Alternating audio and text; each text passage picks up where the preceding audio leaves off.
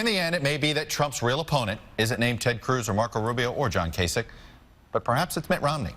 Some people heard Governor Romney's speech on Thursday and thought, hey, maybe he's interested in the nomination.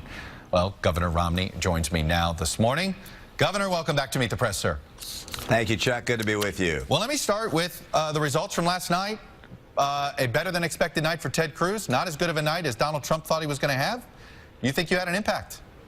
Oh, I think it had a big impact. I think a lot of people were surprised by how well Ted Cruz did. He got more delegates than Donald Trump last night. He was ebullient and enthusiastic. Donald Trump was uncharacteristically low energy last night. I think he was really surprised. This is a campaign that doesn't begin to be over. It's broken all the rules of history so far, and I have a feeling it's going to break a few more before we're finished. So with Ted Cruz, do you believe he has emerged as the chief anti-Trump candidate, and are you ready to back him? Well, I think he's emerging right now. He's obviously had a very strong night, won 7 states to Donald's, 10 states. And yet I wouldn't write off Marco Rubio or John Kasich at this point. Marco Rubio, very strong in Florida. More recent polls there have him within a few points of Donald Trump. And John Kasich leading in Ohio. So they may be favorite son candidates, or they may emerge down the road as being a very strong candidate on their own. You had said it's a time for choosing. You seem to indicate that on March 16th, it's a time for choosing. Is that when you're going to endorse an alternative officially? I may well at that point. It depends, of course, on what happens that night.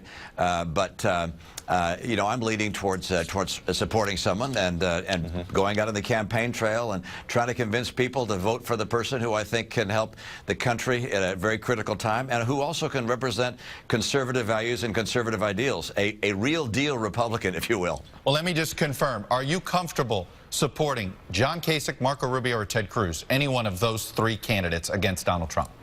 Absolutely. Any one of those 3 is a real Republican. They've demonstrated over time that they share conservative values. There's some differences on policy or on tactics to implement policy, but I'd be very proud having any one of them at the top of the ticket. Donald Trump, on the other hand, is someone who represents something entirely different and, in my view, is not at all the real deal. This is a guy who pretends to be one thing and is something else entirely. You know, I want to go to something you said about Donald Trump's business background in your speech last Thursday. Let me play a clip. His bankruptcies have crushed small businesses and the men and women who work for them. He inherited his business. He didn't create it. And whatever happened to Trump Airlines? How about Trump University? And then there's Trump Magazine and Trump Vodka and Trump Steaks and Trump Mortgage.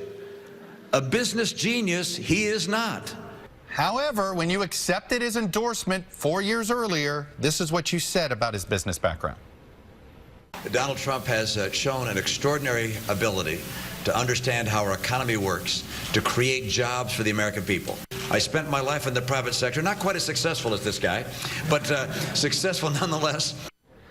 Governor, all those unsuccessful businesses that you outlined on Thursday, Trump Airlines, Trump University, Trump Vodka, those were all failures before 2012 as well. Were you just sort of saying something you had to say 4 years ago in order to accept his endorsement? Well, Donald Trump has made a lot of money for himself. And there's no question that he's got a lot of money in his pockets and has been successful on that score. But if you look at his record overall, and there are other, by the way, failures, you say, okay, he made a lot of money for himself. He inherited a lot of money from his dad. But this is not a guy who's a self-made man. And this is a guy who's crushed a lot of people along the way. Well, why'd you say nice things about him 4 years ago in his business? Why'd you say so many nice things about his business career when clearly you're not impressed?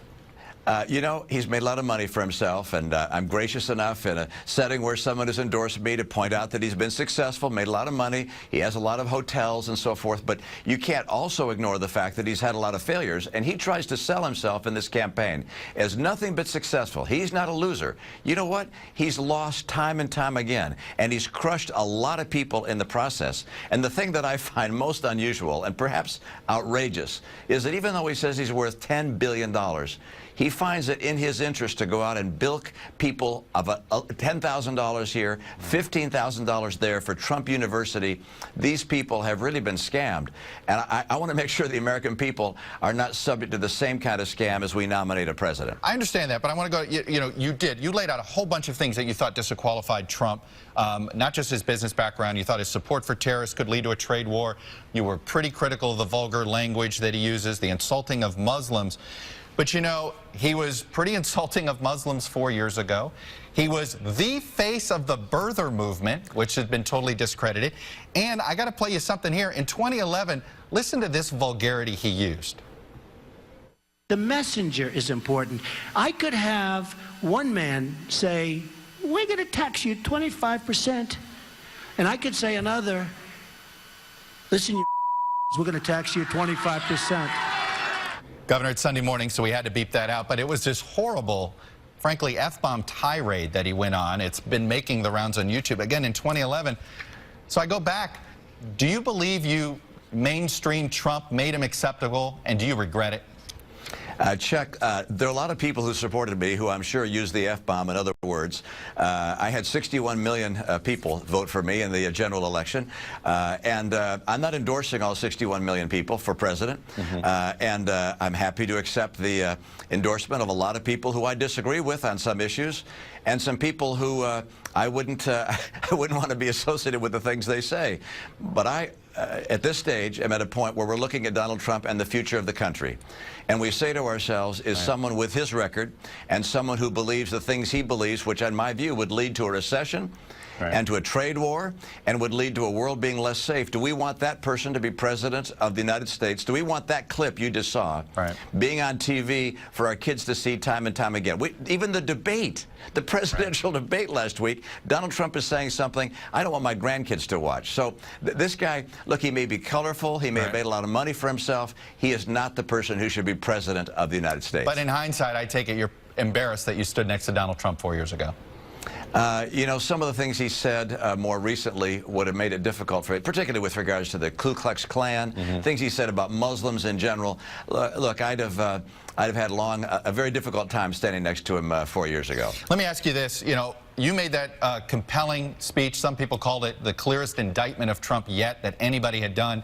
And hours later, the three candidates running against Donald Trump sat on a debate stage and all pledged to support him if he's the nominee. Did that disappoint you? I think it was expected. They had been asked that from the very beginning of the campaign, and they'd pledged to support whoever the nominee was, and they had to stand by their pledge. But you saw that, with few exceptions, they hesitated when it came time to answer that question. It was a difficult one for them to swallow, and I respect the fact that they honored their word, as Ted Cruz said. But Donald Trump is a more and more difficult person to support, in part because he says, look, he's going to become presidential, he'll act presidential, and yet even on that debate stage and in his reaction to my speech, he's anything but presidential. You have said you will not support either Donald Trump or Hillary Clinton for president, that you would look for another way. Maybe you skip the vote, maybe you vote for a third-party candidate. Is Donald Trump becoming president worse in your mind than Hillary Clinton becoming president? Both of them are pretty darn bad. As Lindsey Graham said, a poison or a bullet. And I'm going to be voting, but I'll vote for someone who's on the ballot that I think is a real conservative and who would make us proud.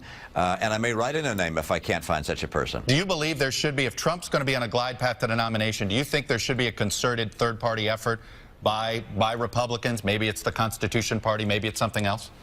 I'm not going to encourage at this stage the creation of a new party, but I think it would be very difficult for Donald Trump in the final analysis to get the nomination. I think we're going to nominate someone who really represents our party, and I believe that'll happen in the process leading up to the convention. But if the convention has no one person getting a majority of the delegates, then we'll have the 2,000 plus delegates there, and they'll have to make an assessment. They were elected by their people in their respective states. They'll make the judgment as to who should be our nominee. You told Matt Lauer, my colleague, on Friday that you would not be a candidate for president. But let me ask you the way General Sherman was once asked. If nominated, will you accept the nomination? If your name is placed in the nomination and was elected at this Cleveland convention, would you accept it? You know, I can't imagine anything like that happening, and I don't think anyone in our party should say, oh no, even if the people in the party wanted me to be the president, I would say no to it. No one's going to say that. But I can tell you this, I'm not a candidate. I'm not going to be a candidate. I'm going to be endorsing one of the people who's running for president, and one of the people, I can guarantee you this, one of the people running for president, one of the four, is going to be the Republican Party nominee. 3 of the 4 are people I would endorse, but I'm not running, and I'm not going to be running. All right, Governor Mitt Romney, I will have to leave it there. Governor, thanks for coming on. Good to see you. Thanks, Chuck. Good to be with you. You got it. When we come back.